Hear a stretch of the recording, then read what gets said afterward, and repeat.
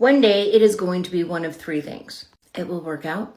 It will all make sense. Or trust and believe. One day it won't matter. Take it from me as somebody who in 48 years has lost way too much sleep over things that 20 years later or heck 10 minutes later, well, they just didn't matter. I know that it hurts right now. I know that it's hard.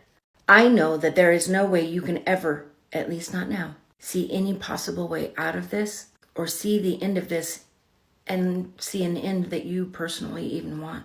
I get it. Things don't always work out our way. I get it. People often.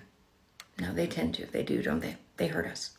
That fairy tale that we have written and placed so neatly in our head, you know the one. The one that we could honestly chuck. We could throw it away because by now we know it verbatim. Word for word, line by line. And we know how that fairy tale is supposed to end. And in my fairy tale, I remember to clean up my mascara before I talked wisdom. I'll leave it to your auntie to always keep it real.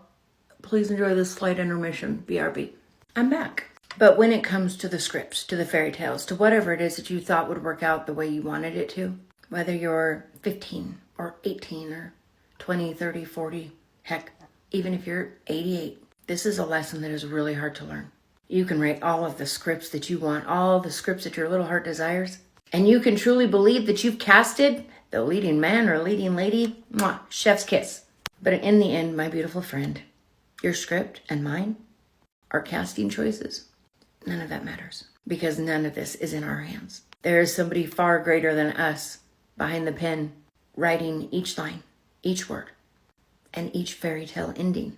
And I'm here to tell you, at almost 50, I can guarantee you none of the fairy tale endings I've ever witnessed or had myself look anything like the ones we have written. Please know that. Because I think it is vital. No, it is vital. We do no service to the sweet girls as they grow up, teaching them these fairy tale, Let's put it this way. I finally got a glass slipper and that son of a gun broke and it gave me a glass splinter. I bought it at Marshall's, so no, I'm kidding. I'm not. But although God does come through with some beautiful endings, I'm going to guarantee you the prince doesn't ride off with you in the sunset. You get a mortgage and children and live a beautiful life. And in my opinion, if you get the right person, that's way better than Prince Charming riding off with you on a horse. Because honestly, if you have slimmed down to find Mr. Right and you're riding a horse, you know, ooh, butt bones, that hurts.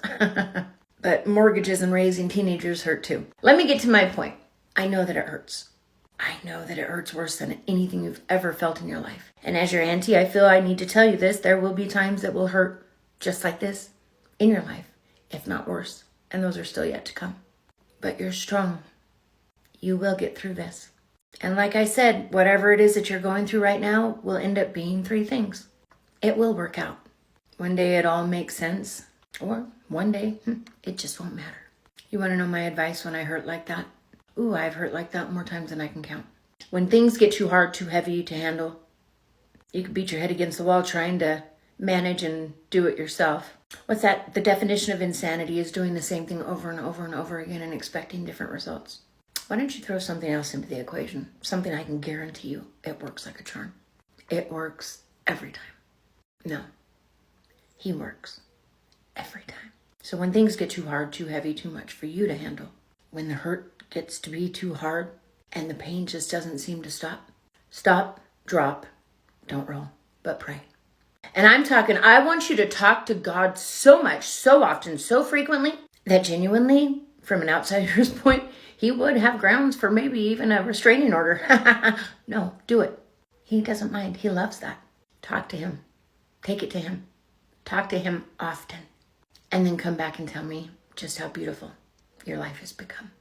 And I'm pretty certain that day when you come to me, you can also tell me how whatever it was that was hurting you tonight, well, it too landed in that category that one day it wouldn't matter. Sometimes rejection is protection. Trust and believe, babe. There is not anybody who broke my heart in my lifetime that I am weeping over because it was the one that got away. But if we're talking about how they're feeling, I'm sure they're kicking themselves pretty hard. I kid, I joke. Meh. But sometimes rejection is protection. Trust in the Lord. And remember, honestly, at the end of the day, that's really all you got. And if that's all you got, you're doing pretty good. I love you. It's going to be okay. You're going to get through this. You already told me you would.